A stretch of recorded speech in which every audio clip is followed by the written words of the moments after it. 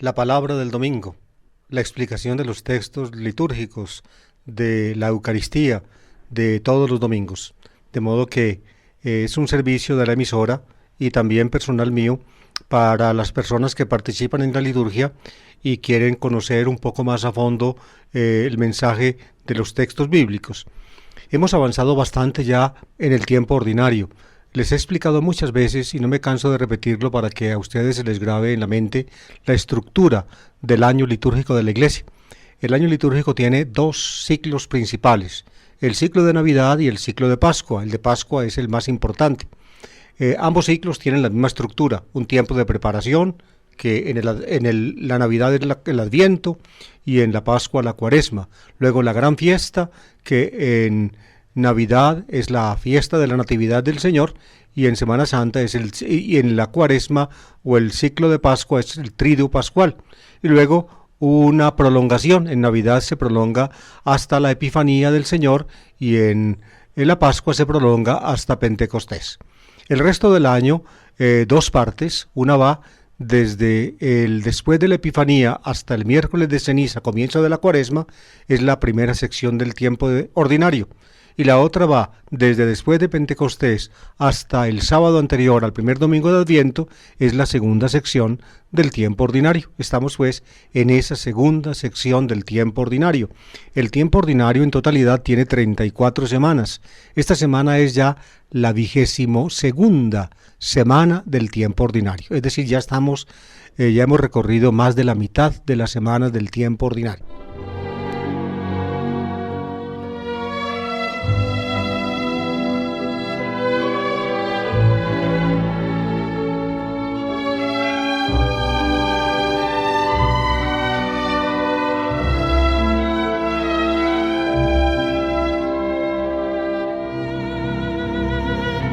Yo recuerdo, queridos oyentes, que cuando de seminarista pues empecé con rigor a meterme yo mismo personalmente en la liturgia de la Iglesia, no solamente con la participación diaria en la Sagrada Eucaristía, sino también con el oficio divino.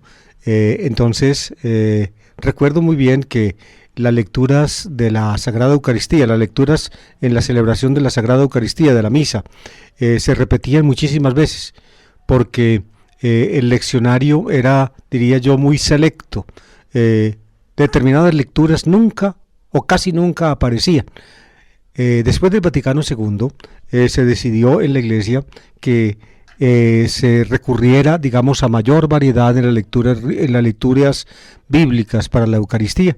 Y de esa manera se publicaron dos leccionarios, el leccionario ferial, es decir, el de los días de la semana, y el leccionario dominical, es decir, el de los domingos. El leccionario ferial prácticamente inmiscuye la Biblia entera en las lecturas. Solamente pues textos, digamos, un poco difícil de entender o tal vez un poco duros para leer, por ejemplo, las amplias genealogías del libro de las Crónicas y en fin, y otros textos fueron dejados a un lado. Pero en el leccionario ferial hay, digamos, para la lectura del Antiguo Testamento o la lectura previa al Evangelio en los días de la semana, en el leccionario ferial hay dos ciclos, el de los años pares y el de los años impares. Y entonces prácticamente pues una buena parte de la Biblia pasa por la lectura en 2 años. Y para los evangelios sí hay un solo ciclo. Primero se lee el Evangelio de Marcos, luego el Evangelio de Mateo, luego el Evangelio de Lucas, porque casi todo el Evangelio de Juan pertenece a los ciclos dominicales. Para los domingos se hicieron 3 ciclos, A, B y C, y de esa manera pues las lecturas son muchísimo más variadas ahora después del Vaticano II que antes. Para los domingos también se escogen para el ciclo A las lecturas de Mateo, para el ciclo B de Marcos y para el ciclo C de Lucas. Las de Juan casi todas aparecen en el tiempo de Cuaresma, en el tiempo de Pascua, en fin, y en algunos de los domingos ordinarios. Como estamos en el tiempo ordinario y estamos en el ciclo C, entonces naturalmente el evangelio previsto para este domingo está tomado del Evangelio de San Lucas. La primera lectura proviene de un libro del Antiguo Testamento y la segunda lectura proviene de una carta apostólica. Empezaremos pues ya, después de estos pormenores un poco prolijos, empezaremos a leer y explicar las lecturas.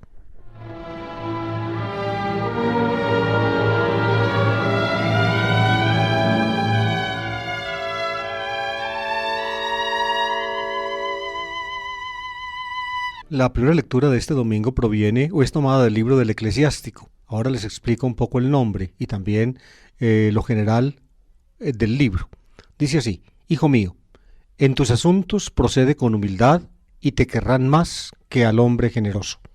Hazte pequeño en las grandezas humanas y alcanzarás el favor de Dios, porque es grande la misericordia de Dios y revela sus secretos a los humildes. No corras a curar la herida del cínico, pues no tiene cura, es brote de mala planta. El sabio aprecia la sentencia de los sabios, el oído atento a la sabiduría se alegrará.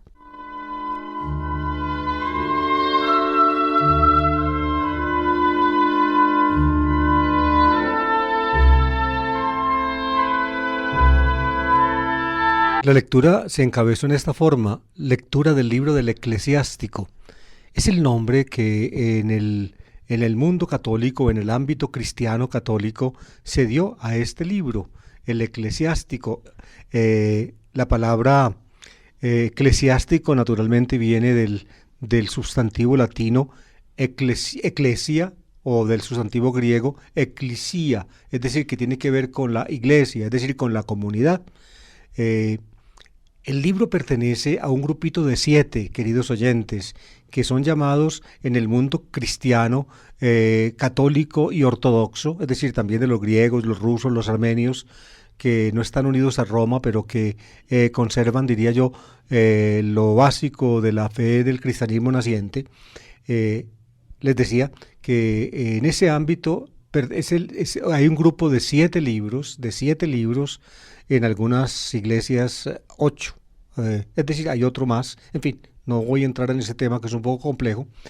Pertenece al grupo de los libros que suelen ser llamados deuterocanónicos, para distinguirlos del resto de los libros del Antiguo Testamento, que suelen ser llamados canónicos o protocanónicos. Deuterocanónicos significa secundariamente canónicos. ¿Por qué esa distinción? Porque cuando los maestros del fariseísmo en Yamnia, al norte de Tel Aviv, entre Tel Aviv y Haifa, se reunieron para salvaguardar la herencia judía después de la catástrofe del año 70, cuando Jerusalén, el templo y prácticamente el país fue arrasado y destruido. Entonces ellos, fijaron la lista de los libros que consideraban sagrados. 3 colecciones: la Torá, es decir, la ley, luego los profetas y luego los escritos. Escogieron solamente libros escritos en hebreo, nada más. En cambio, los judíos que vivían fuera de Palestina y algunos dentro de Palestina misma leían también con mucha devoción otros libros antiguos escritos originalmente en griego. Los cristianos, al ponerse en contacto con esos grupos judíos que leían con devoción esos libros, los aceptaron. Y de esos libros salen los 7 llamados por nosotros deuterocanónicos.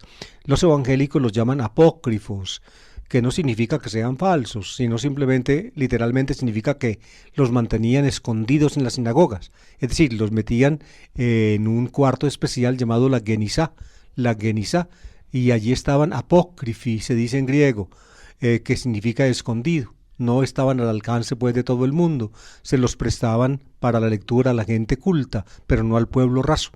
Pues bien, este libro, llamado por nosotros el Eclesiástico, es uno de los libros deuterocanónicos. Durante muchos siglos no se conservó o no se conoció de este libro sino una versión griega, la que aparece precisamente en las colecciones cristianas de la Biblia en griego, la Septuaginta que llaman. Ya les he explicado muchas de las cosas de estas, no puedo ahondar en cada detalle porque entonces no terminaría la explicación. En todo caso, fíjense, durante muchos siglos no se conservó sino en griego este texto, pero hace que algo más de un siglo, en un descubrimiento que hicieron en el Cairo, por allá en una pared de la sinagoga vieja de los judíos en el Cairo, tumbaron por allá un muro intermediario y encontraron la Genisá. Es decir, el depósito de libros antiguos que había sido pues tapiado. La entrada había sido tapiada y los libros quedaron todos adentro y durante siglos nadie tuvo acceso a ese lugar ni se conservó recuerdo de él, hasta que lo encontraron. Pues bien, dentro de la Genisá, el depósito de libros de la sinagoga del Cairo, encontraron una versión en hebreo del libro del Eclesiástico. En hebreo, es decir, presumiblemente el texto más cercano al original. También en las cuevas de Qumrán, también encontraron fragmentos de este libro en hebreo. Sin embargo, pues, durante muchos siglos no se conoció sino en griego, y en la iglesia se transmitió, pues, o se aceptó el libro como parte del canon, es decir, como libro canónico, pero claro, deuterocanónico, se aceptó la versión griega del libro. Es un libro relativamente reciente de la Biblia. Imagínense que fue escrito a comienzos del siglo II, antes de Cristo. El sabio que lo escribió se llamaba Ben Sirá.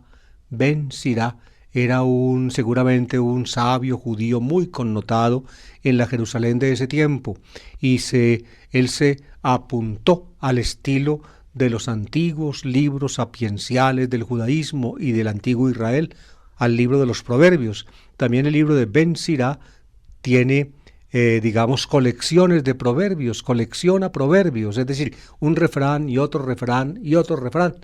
Muchas veces se advierte una misma temática y otras veces no se advierte la temática, es decir, que los refranes son simplemente yuxtapuestos, puestos el uno enseguida del otro, como cuando uno hace un mosaico de piedritas. Aquí, por ejemplo, en el texto que leímos, ustedes al final pudieron ver dos proverbios que están unidos simplemente uno enseguida del otro, pero sin la mínima conexión de tema. Por ejemplo, primero habla de la humildad, y ahí desarrolla un contexto más o menos amplio. Después de hablar de la humildad, fíjense si anota este proverbio: no corras a curar la herida del cínico, pues no tiene cura, es brote de mala planta. No tiene nada que ver con la humildad. Y luego, a este proverbio se le añade este otro: el sabio aprecia las sentencias de los sabios, el oído atento a la sabiduría se alegrará. Otro proverbio. ¿Ven ustedes? Esa es la característica de las colecciones de proverbios en el antiguo Israel y también en Egipto. En Egipto hubo literatura de este tipo. Los proverbios de Amenemope, por ejemplo, es un libro egipcio muy antiguo que influyó en Israel. En fin, pero evidentemente, queridos oyentes, el tema más importante de la lecturita que hicimos ahora es el tema de la humildad. Entonces, les voy a decir algo sobre eso.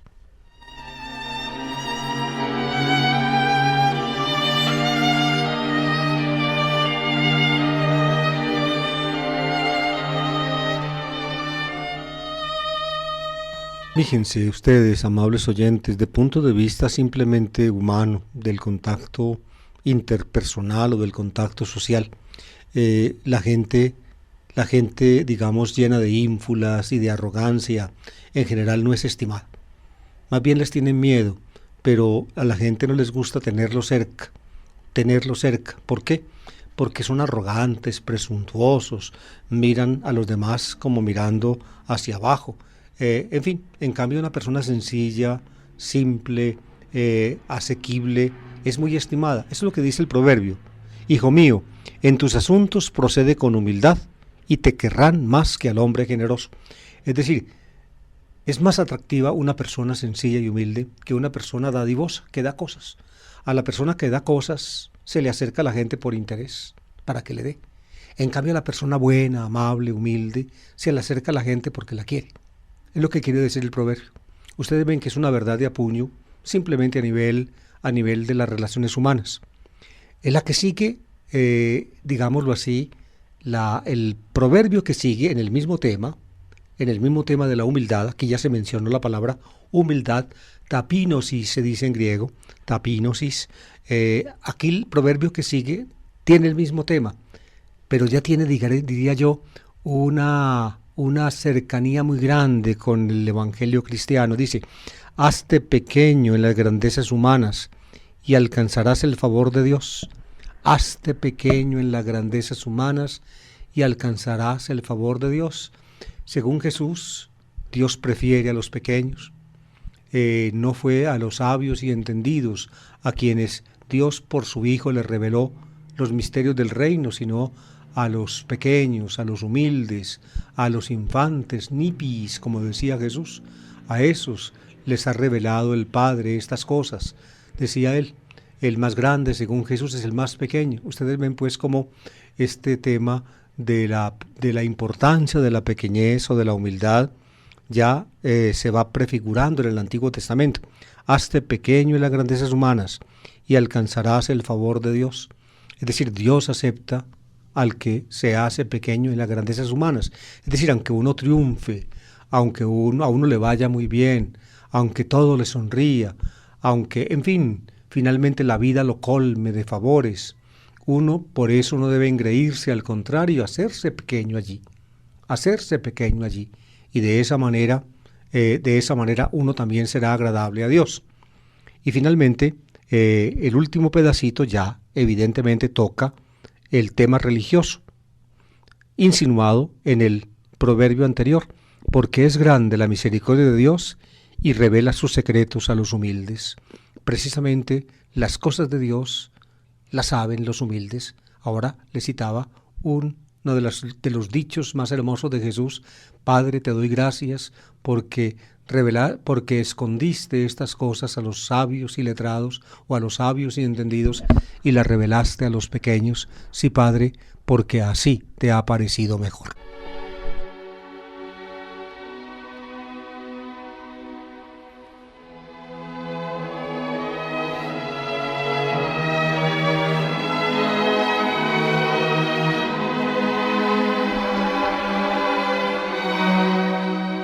En nuestro idioma hay una expresión muy diciente para esas personas que de un momento a otro, sin ser ellas mayor cosa y sin provenir tal vez de un medio social elevado, finalmente son encumbradas.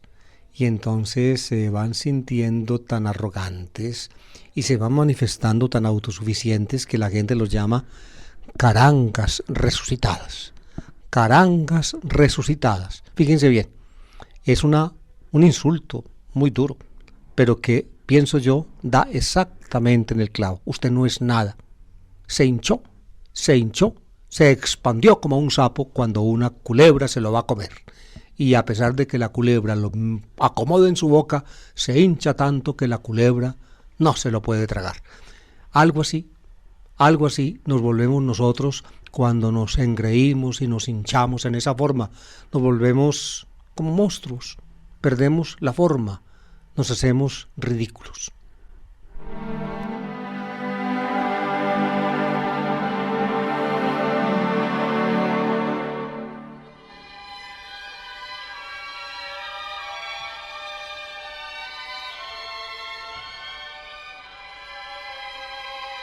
Y a propósito de estas cosas, fíjense, les voy a contar un chiste eclesiástico de una persona de nuestra iglesia colombiana que ya murió, el cardenal Rebollo, arzobispo de Bogotá. Era un hombre, digamos, de un gran genio irónico. Él apuntaba, pues, hacía apuntes irónicos sumamente certeros a personajes eclesiásticos de nombradía. Yo recuerdo que había un nuncio, en ese tiempo un nuncio apostólico de la Santa Sede en Colombia, que era siciliano. Venía pues del sur de Italia. El sur de Italia, Sicilia concretamente, es una región ampliamente, es decir, muy subdesarrollada en relación con el norte de Italia, Milán, Turín, donde está pues casi toda la riqueza del país.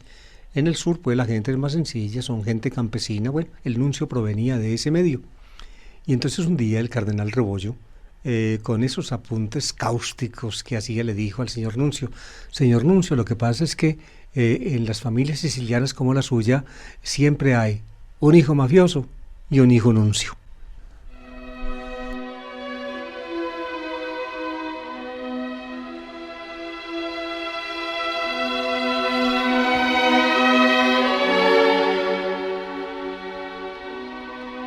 Pues bien, esto lo dijo el cardenal Rebollo siendo cardenal. Si lo hubiera dicho siendo sacerdote, jamás lo habrían nombrado obispo.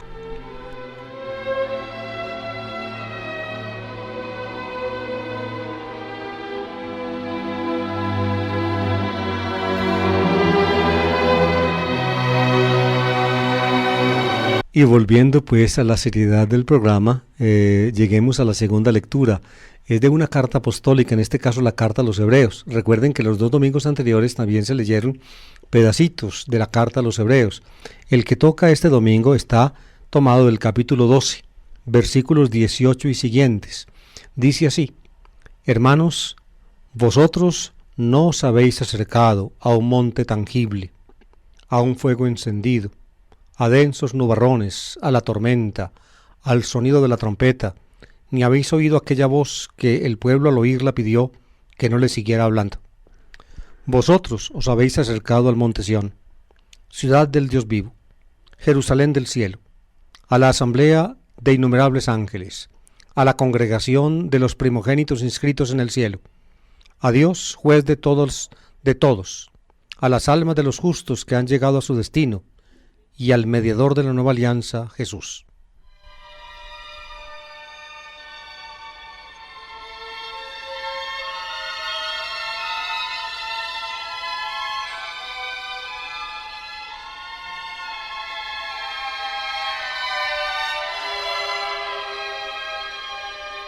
Necesariamente fue tema de los cristianos desde los comienzos la relación de la nueva fe cristiana con la fe de Israel, con la fe de los judíos.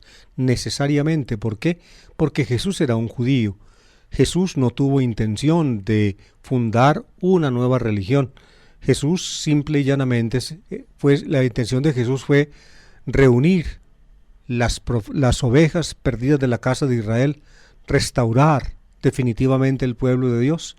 Pero, ustedes saben, Jesús tropezó en un conflicto terrible y finalmente de ese conflicto resultó su muerte.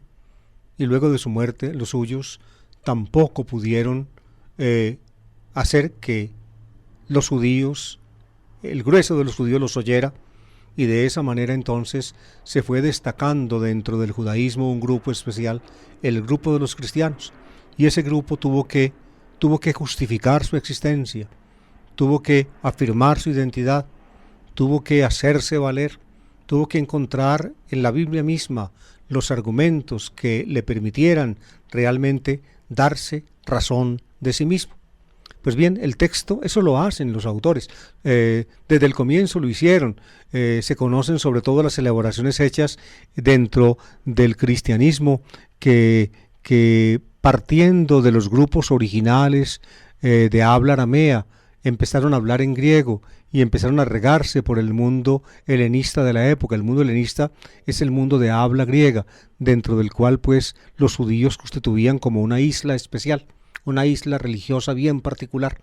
Pues bien, estos grupos tuvieron origen en los llamados helenistas de Jerusalén, que fueron expulsados de allí y llegaron a Antioquía, fundaron la iglesia de Antioquía, llegaron a Damasco, se regaron por Siria y Fenicia, posiblemente también fueron al sur, hasta Egipto, en fin, luego llegaron al Asia Menor, a Roma, y fueron pues diseminando la fe cristiana. A ese grupo de los helenistas se unió rápidamente un hombre muy especial, Pablo, y la reflexión de los helenistas y la reflexión de Pablo, pues entonces empezó a hacer las comparaciones de las dos alianzas.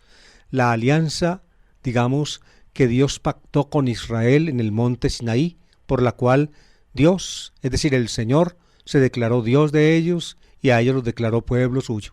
Vosotros seréis mi pueblo y yo seré vuestro Dios. Esa es la fórmula que resume la alianza sinaítica.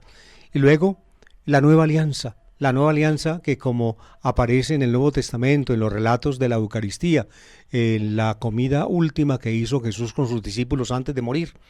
En la comida última Jesús entregó una copa llena de vino rojo y definió esa copa como la sangre de la alianza, o también como la nueva alianza sellada con su sangre. Una nueva alianza, es decir, una nueva y definitiva unión de Dios, no ya solamente con Israel, sino también a través de Israel con la humanidad entera.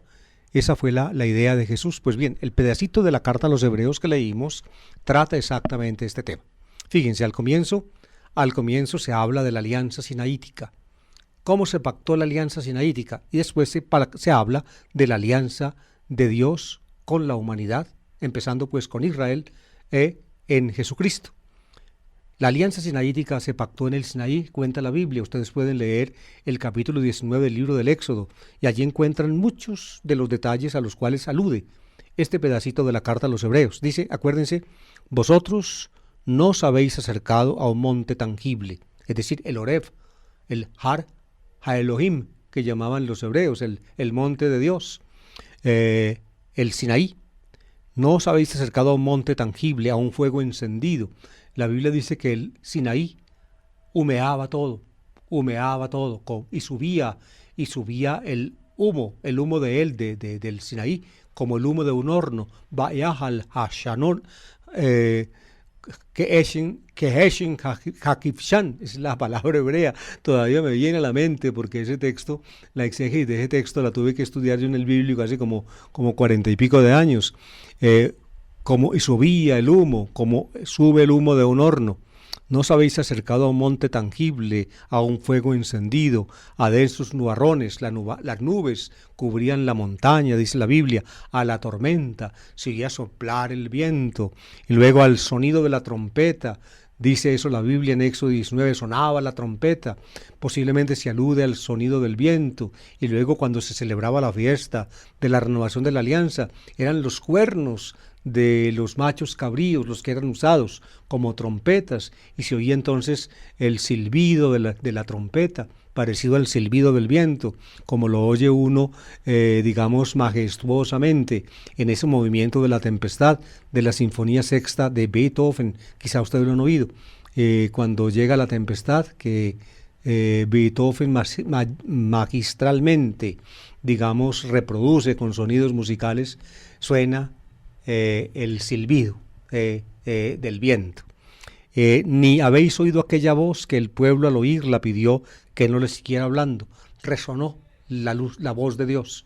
La Biblia simbólicamente se alude a ello con los truenos. Era tan aterradora la tormenta que el pueblo decía a Moisés, que no nos hable el Señor, háblanos tú, porque si nos habla el Señor moriremos. Ahí tienen ustedes pues una descripción, diría yo, poética de la antigua alianza. Pues bien, esa antigua alianza no nos tocó a nosotros. Nosotros no nos hemos acercado a ese monte, ni hemos experimentado la tempestad, ni hemos entrado en los densos nubarrones. No, eso no nos ha tocado. ¿Qué nos ha tocado? Escuchen. Vosotros os habéis acercado al monte Sión, ciudad del Dios vivo, Jerusalén del cielo. Jerusalén del cielo, se la llama Jerusalén del cielo, precisamente por referencia a la Jerusalén de la tierra, pero existe en el cielo esa Jerusalén. Es la iglesia, la ciudad del Dios vivo, es la iglesia. Es decir, la iglesia antes de existir en la tierra tiene un modelo celestial, existe en el cielo, es una ciudad celestial cuya proyección, digámoslo en esa forma, se da en la tierra y a la cual pertenecemos. El monte Sión, a la asamblea de innumerables ángeles.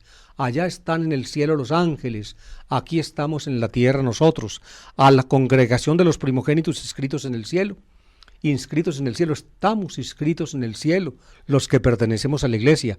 A Dios, juez de todas las almas, juez de todos, a las almas de los justos que han llegado a su destino. Es decir, la iglesia nos congrega a nosotros y también las almas de los justos que han llegado a su destino. Aquí está pues la esperanza del más allá, antes de la resurrección. Las almas de los justos, está aquí utilizando ya la antropología, digamos, helenística, que distingue alma y cuerpo. Muerto el ser humano, el cuerpo se deshace, en cambio el alma el alma ha llegado a su destino, al mediador de la nueva alianza, Jesús. Precisamente ese es el mediador de la nueva alianza. El mediador de la antigua fue Moisés, el mediador de la nueva es Jesús. Aquí está pues nuestra condición.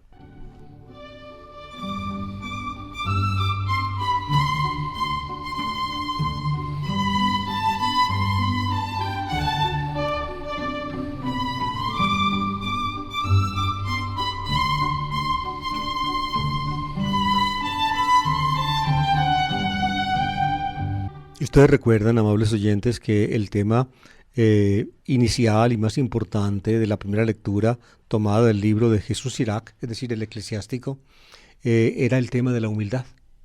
Precisamente el texto del eclesiástico, ese que leímos, fue escogido porque el evangelio que iba a ser escogido también refiere ese mismo tema.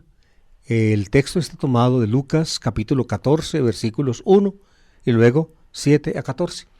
Esta parte del Evangelio de Lucas se extiende de 9:51 a 19:27 y cuenta pormenorizadamente, como en ningún otro de los evangelios, la gran marcha de Jesús hacia Jerusalén. Lucas le da una gran relevancia a ese caminar, a ese marchar de Jesús por éveste, se dice en griego, marchar por éveste. Jesús va haciendo camino, va marchando hacia Jerusalén, y para llenar pues ese imaginario espacio, digamos, de la marcha, un imaginario espacio pues en la mente de Lucas que finalmente toca esa última ida de Jesús a Jerusalén, donde ocurre su pasión y muerte. Para llenar ese espacio, Lucas entonces saca de las fuentes diferentes a Marcos materiales, elementos, y los va agrupando significativamente en los capítulos 10 del 9:51 al 18:14. Ahí se acumulan pues, o acumula Lucas, elementos de sus fuentes distintas a Marcos. Pues bien, aquí en el capítulo 14 tenemos un doble elemento que proviene de la fuente lucana propia. Es decir, no tiene paralelo en Marcos, tampoco tiene paralelo en Mateo, es solamente de Lucas.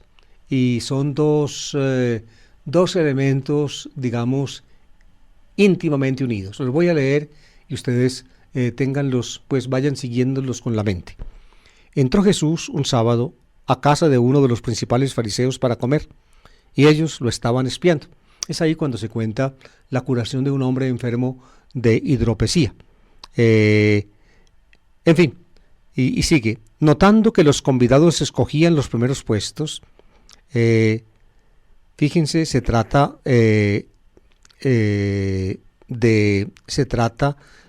una invitación a comer. Entonces ustedes pueden imaginarse las mesas tendidas, las tarimas dispuestas, como hacían los judíos, imitando las costumbres helenistas en las comidas solemnes. Escogían los primeros puestos. ¿Cuáles son los primeros puestos? Pues los que están más cercanos a la mesa principal, y concretamente al anfitrión. El anfitrión presidía la mesa, en el que invitaba, y al lado del anfitrión estaban las personas más notables, pues que ocupaban allá los primeros puestos. Entonces todo el mundo quería quedar cerca de esas personas importantes. Notando que los convidados escogían los primeros puestos, les propuso este ejemplo: cuando te conviden a una boda, no te sientes en el puesto principal, no sea que hayan convidado a otro de más categoría que tú, y vendrá el que os convidó a ti y al otro, y te dirá: cédele el puesto a este. Entonces, avergonzado, irás a ocupar el último puesto. Al revés, cuando te conviden, ve a sentarte en el último puesto, para que cuando venga el que te convidó, te diga: amigo, sube más arriba. Entonces quedarás bien ante todos los comensales, porque todo el que se enaltece será humillado, y el que se humilla será enaltecido. Esta es la primera parte el primer ejemplo. Son dos. Despuesito leemos el segundo.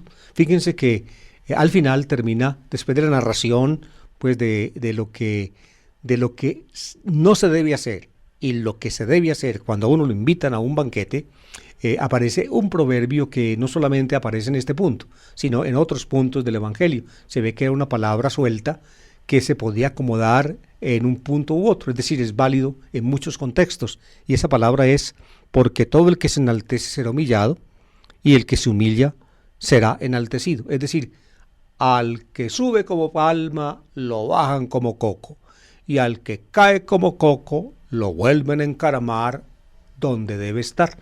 El que se humilla será enaltecido, y el que se exalta será humillado. Un ejemplo del valor de este proverbio es el que narra Jesús. Invitan a alguien a una boda, y como les encanta pues a la gente los primeros puestos, corre y se sienta en el puesto principal. Y de pronto llega el gobernador. Ay, ay, ay. Entonces le tienen que decir a ese, el que los invitó a él y al gobernador: mira, hombre, ¿por qué no te vas más bien para allí? Porque aquí va el señor gobernador. Y entonces, claro, tiene él que desocupar el puesto. Ahí se sienta el gobernador, y como ya hay mucha gente, tiene que irse para los últimos puestos, que son los únicos que no están ocupados. Va a parar pues al último lugar el que quiso sentarse en el primero. Por eso viene la recomendación de Jesús: cuando te inviten a una boda, no te sientes en el puesto principal, ve a sentarte en el último lugar, y entonces vendrá el que te invitó y te dirá: amigo, sube más arriba. Tal como el ejemplo es narrado, pensaría uno que Jesús está dando, diría yo, una norma, diría yo, interesada. Es decir, que en el fondo la norma, digámoslo así, simplemente es una norma de ventaja. Es decir, lo mejor es uno no hacerse notar para que lo noten. Como si la intención pues fuera esa, de que lo noten a uno y que lo suban a uno y que lo encaramen a uno.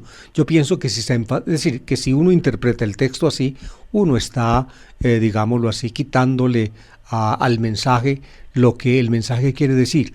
Lo que el mensaje quiere decir no es que uno debe llegar, es decir, que uno debe llegar, que uno es un engreído que disimula su engreimiento, un creído que disimula su actitud, un presumido que finalmente quiere aparentar como sencillo. No, lo que Jesús quiere recomendar es que uno debe ser sencillo, simple, y que finalmente el premio de una persona simple y sencilla, no engreída y no arrogante, es precisamente ser validada, ser reconocida. Como decía el proverbio con que empezamos la primera lectura, ustedes recuerdan: hijo mío, en tus asuntos procede con humildad, y te querrán más que al hombre generoso. Con humildad.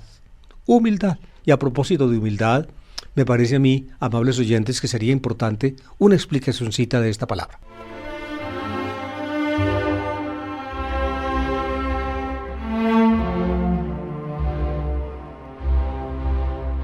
¿Saben ustedes que humilde, en nuestro idioma tiene que ver con humano, con humanidad? Y que finalmente la palabra latina humus es tierra, y como el hombre es tierra, entonces lo que sale de la tierra, del humus o de la humus, porque en latín es femenina, la palabra es femenina, humus es femenino en latín, es el homo, hombre, humus, tierra, humilitas. ¿Qué es por tanto ser uno humilde? Es reconocer su propia realidad. Es decir, que uno no es más que realidad de este mundo. Es decir, todos sus engreimientos y todas esas arrogancias, finalmente, ¿a qué conducen? A nada. Porque de punto de vista de nuestra condición material, no nos diferenciamos en nada del resto del reino animal. ¿Qué somos? Somos un conjunto orgánico de una cadena de una cadena de nucleótidos que están organizados o están encadenados en una forma bien determinada, con algunas intersecciones donde se meten otros elementos, sobre todo el fósforo que se mete por allí, fosfatos, para que se forme pues la cadena de nucleótidos que es la que es responsable de la vida en el planeta. Y básicamente es lo mismo para todo el reino animal y para todo el reino vegetal y para todo el reino de la vida, amables oyentes. Y finalmente, fíjense los elementos que conforman la cadena de nucleótidos no son distintos de los demás elementos químicos del universo. Y la consistencia, o mejor dicho, la realidad de esos elementos químicos del universo son, pues, la conexión de partículas elementales que están en todo el universo. Humildad, reconocimiento de nosotros mismos. Hasta ese punto ha crecido la realidad, hasta llegar a conformarnos, hasta llegar a tener conciencia de sí misma, como es el caso del hombre, hasta llegar a la vida, hasta llegar a la conciencia, hasta llegar a nosotros. Pero eso no nos debe hacer olvidar que finalmente el engreimiento y la arrogancia están fuera de lugar. Humildad es el reconocimiento sincero y sencillo de nuestra propia realidad, de nuestra grandeza, pero también de nuestra pequeñez, de nuestra grandeza y de nuestra pequeñez. Yo pienso que ahí está el básico mensaje de este primer tema o de este primer ejemplo que propone Jesús.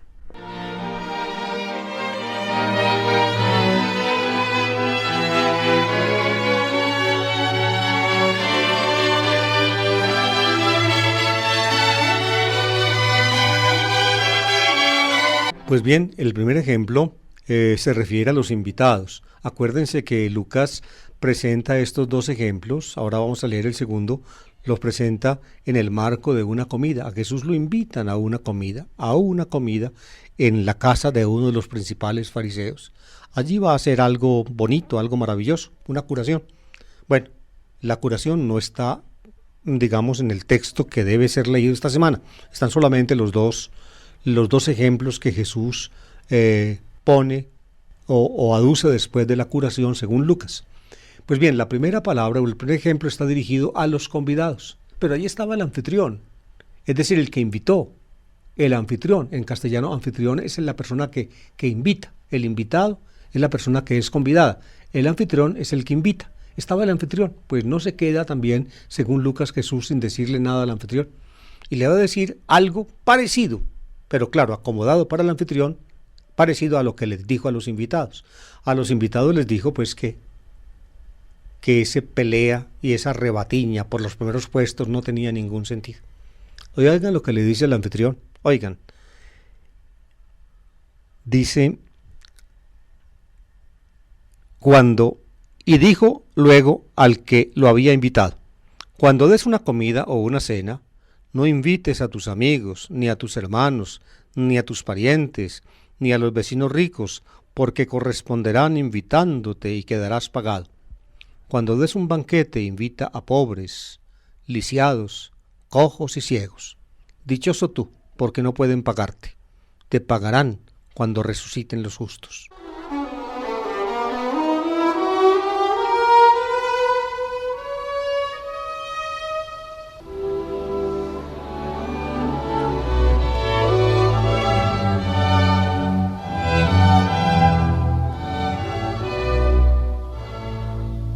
Es evidente, amables oyentes, que este ejemplo que pone Jesús, pues, ni mucho menos sirve para la cohesión familiar. Es decir, porque aquí, pues, se refiere a una fiesta y le dice Jesús al anfitrión que cuando haga una fiesta no invite a la gente de la familia, ni a la gente rica, ni a la gente, en fin, no, que invite a los que nadie invita. Es evidente que el ejemplo es exagerado, pero tiene su profunda verdad. ¿Cuál es la profunda verdad que tiene? Es que realmente uno debe tener siempre en mientes a las personas que más necesitan. Es decir, para que lo digamos en términos evangélicos, el convidado no debe ir a buscar el primer puesto porque debe sentirse pequeño, humilde, pequeño, humilis, pequeño. Entonces va y se sienta en el último puesto y de pronto, entonces lo suben al primero. Y así como el convidado debe sentirse pequeño y actuar como pequeño, el anfitrión, el convidador, digámoslo así, el invitador, debe preferir a los pequeños. No invites, pues, dice aquí, a tus amigos, ni a tus hermanos, ni a tus parientes, ni a los vecinos ricos, porque corresponderán invitándote y quedarás pagado. Claro, son las comidas sociales, Uno le hace a alguien una invitación y el otro se siente obligado a hacerle a uno una invitación. Es como nuestras costumbres, digamos, populares. A uno le pagan un aguinaldo y eso lo compromete a uno también a pagarle el aguinaldo a esa persona. O lo que hacemos nosotros en la fiesta del amor y la amistad. A uno le dan un regalo de amor y de amistad, entonces uno tiene que mandarle un regalito a la persona que le hizo el regalo. O, por ejemplo, a uno le dan, por ejemplo, una tarjeta de Navidad. Entonces le llegan a uno un montón de tarjetas y uno con ganas de no botar papel y no, es decir, tiene uno que irse para ley o para donde sea a comprar un montón de tarjetas para mandarle a toda la gente que a uno le mandó tarjeta. Entonces así son las cosas sociales, ¿ve? En este tiempo y en ese tiempo, ¿ve? Es decir, a la gentileza se le responde con gentileza. A las maneras buenas se le responde con maneras buenas. Jesús dice, esa es una mentalidad utilitarista. Si tú invitas a los que te pueden invitar para que te inviten a su vez, no estás haciendo nada. Simplemente estás buscando tu propio beneficio. Por eso dice Jesús, cuando des un banquete invita a pobres, lisiados, cojos y ciegos. Dichoso tú porque no pueden pagarte. Te pagarán cuando resuciten los justos. Esos no pueden pagar. Esos son despreciados. Esos son postergados. A esos debes mirar, porque esos son los que necesitan. Así termina el pedacito del Evangelio que leeremos este domingo, pero no termina el tema en Lucas. Después de esto aparece la parábola del gran banquete en Lucas. Ustedes ven que para uno poder captar el mensaje completo de lo que el evangelista quiere proponer con estos dos ejemplos, tendría que leer el texto completo, es decir, añadir también la parábola del banquete. En la parábola del banquete alude a la comida última, al banquete que da Dios. Y como los invitados se excusaron, no quisieron ir, entonces Dios manda a sus criados, es decir, el dueño de casa, el que hizo el banquete, que simboliza a Dios, manda a los criados a que inviten al banquete a los mismos que aparecen aquí, a pobres, lisiados, ciegos y cojos, con un poquitico del cambio del orden. Aquí se dice pobres, lisiados, cojos y ciegos, en el banquete se dice pobres, lisiados, ciegos y cojos, es decir, pero son los mismos. Es decir, el gran banquete de Dios. También van a ser invitados los más pequeños, los más insignificantes, los menos importantes. Yo pienso, amables oyentes, que abrir los ojos ante esta realidad es abrir los ojos ante el Evangelio. Esa es la característica de Jesús.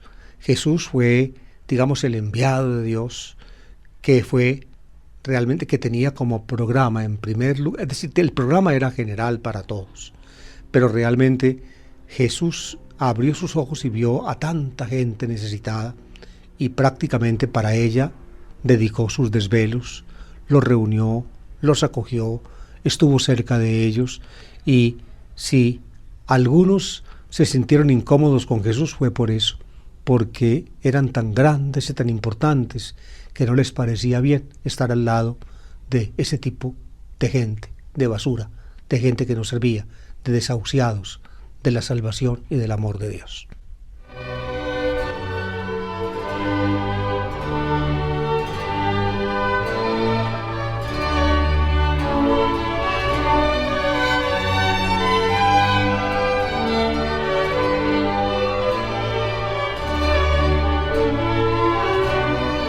Por allá en los comienzos del cristianismo, San Justino tiene unos alegatos con un judío, Celso, si mal no recuerdo, y y hay en fin, o con un pagano, no en este momento no alcanzo a precisar. En todo caso, la fama del cristianismo en ese tiempo era que el cristianismo acogía a la gente que no servía para nada, la basura del pueblo. Esos son los cristianos, decían pues, los paganos. Los cristianos son eso, lo más bajo de la sociedad, lo último, la escoria, el estiércol del mundo. Esos son los que tienen la doctrina de ellos y la aceptan. Esos son los que se reúnen. Eso decían en ese tiempo. Paradójicamente, fíjense, alguien que esgrime en un libro reciente estos argumentos, el escritor, el novelista Fernando Vallejo, tiene exactamente la misma mentalidad. cuando critica a Jesús, exactamente lo critica por eso, porque Jesús tenía ojos precisamente para ese tipo de personas, y el gran escándalo que suscitó Jesús en su momento histórico fue que los bien habidos, los bien mantenidos, los que disfrutaban de los beneficios de la religión y de la política, esos se sintieron muy incómodos, porque Jesús decía que a las cosas de Dios también tenían derecho aquellos a los cuales no se les reconocía ninguno.